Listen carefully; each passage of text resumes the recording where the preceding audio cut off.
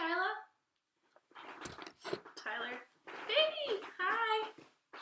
I'm just gonna wait a few more minutes. I had to postpone it because my laptop was updating, so it's been a while since that's happened, so of course. We'll wait for, I know I have a couple of my cousins who have little ones who are waiting to watch. Tasha, hi Tasha, and Alex, hi. Jeremy Piemonte, hey, how are ya? Jess and Robin, hi guys. I know I had to postpone it just a couple minutes, so I want to wait until at least I have a few more readers with me.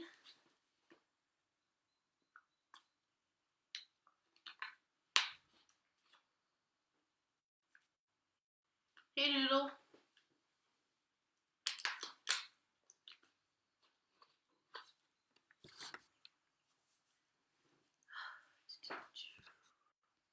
Lee, hi Lily.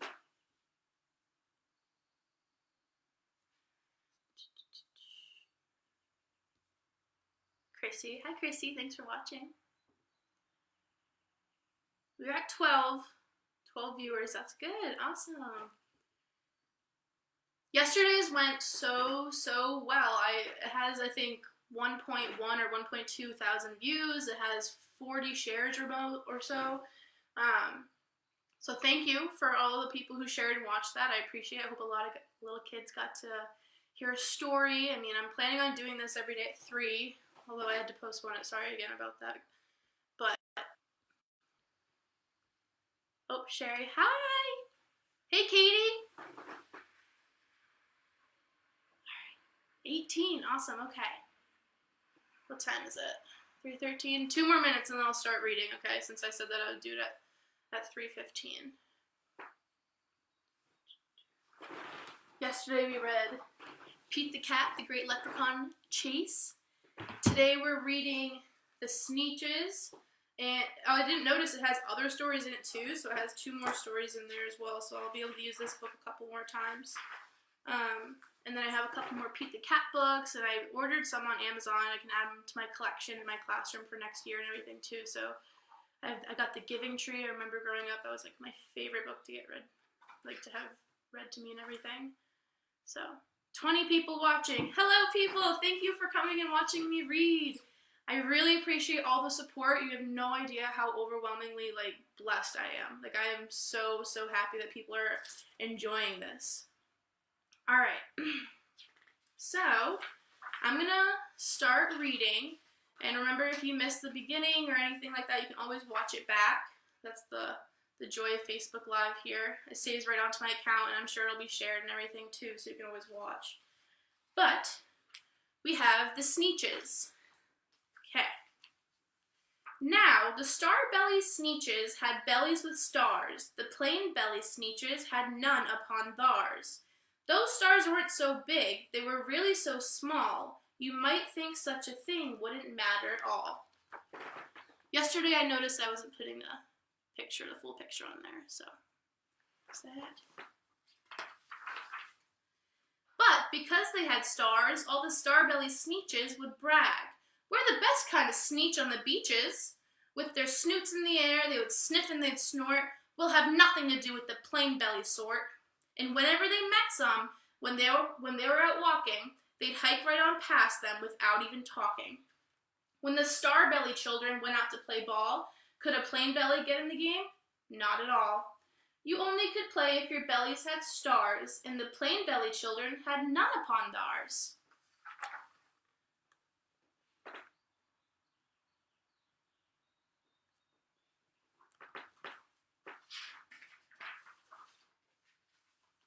When the star-belly Sneetches had frankfurter roasts, or picnics, or parties, or marshmallow toasts, they never invited the plain-belly Sneetches. They left them out cold in the dark of the beaches. They kept them away, never let them come near, and that's how they treated them year after year.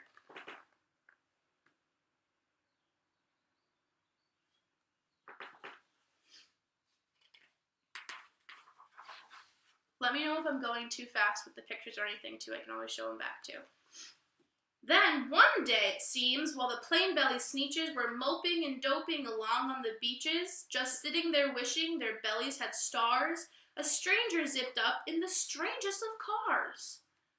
"My friends," he announced in a voice clear and keen, "my name is Sylvester McMonkey McBean, and I've heard of your troubles, and I've heard you're unhappy, but I can fix that. I'm the fix-it-up chappie. I've come here to help you. I have what you need, and my prices are low, and I work at great speed, and my work is 100% guaranteed."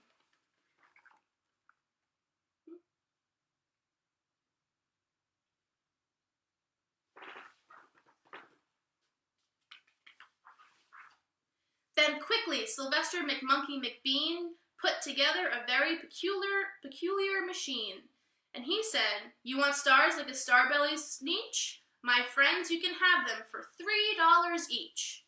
Just pay me your money and hop right aboard." So they clambered inside. Then the big machine roared, and it clunked, and it bonked, and it jerked, and it burked, and it bopped them about, but the thing really worked. When the plain-belly Sneetches popped out, they had stars. They actually did. They had stars upon theirs.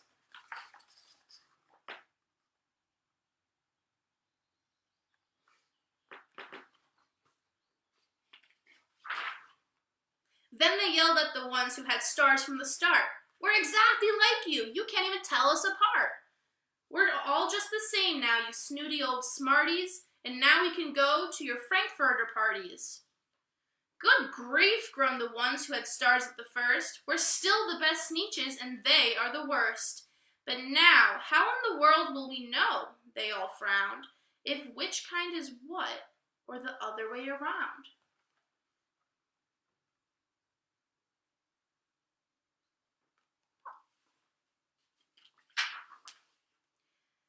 Then up came McBean with a very sly wink, and he said, "Things are not quite as bad as you think. So you don't know who's who. That's perfectly true. But come with me, friends. Do you know what I'll do? I'll make you again the best Sneetches on beaches, and all it will cost is $10 eaches."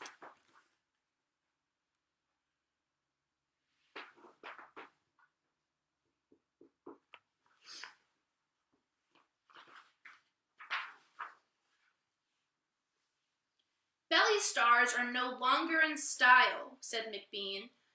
"What you need is a trip through my star-off machine. This wondrous contraption will take off your stars, so you won't look like Sneetches who have them on theirs." And that handy machine, working very precisely, removed all the stars from their tummies quite nicely.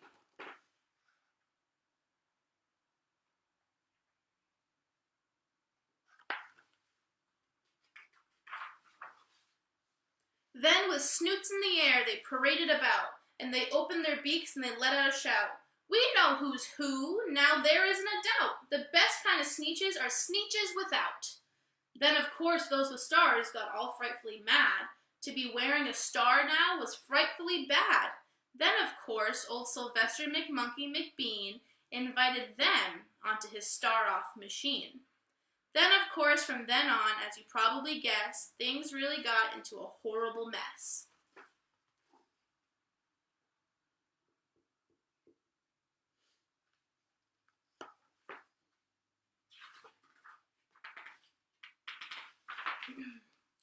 All the rest of that day, on those wild, screaming beaches, the fix-it-up chappie kept fixing up Sneetches. Off again, on again, in again, out again.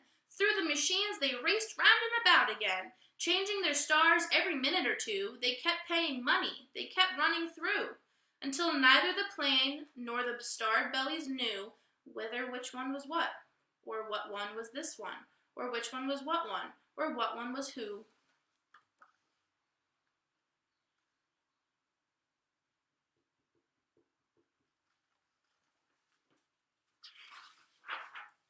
Then, when every last cent of their money was spent, the fix-it-up chappie packed it up and he went. And he laughed as he drove in his car up the beach. "They never will learn. No, you can't teach a Sneetch."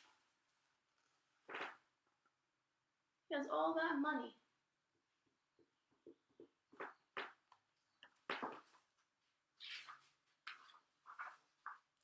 But But McBean was quite wrong. I'm quite happy to say that the Sneetches got really quite smart on that day. The day they decided that Sneetches are Sneetches, and no kind of Sneetch is the best on the beaches.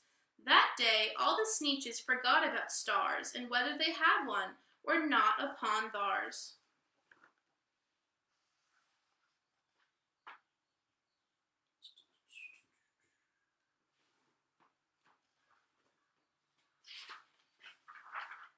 And that's the end. So, that was one of my favorite books growing up, The Sneetches, and I actually did my first social studies lesson on this book, so it was a really good book for me to read to everybody. And also, there's a really, really important message in this story, too. So, if you know it, you can comment it down below, and you can talk to your parents about it, or whatever, but there's a really important message in that story. So, thanks for watching, everybody.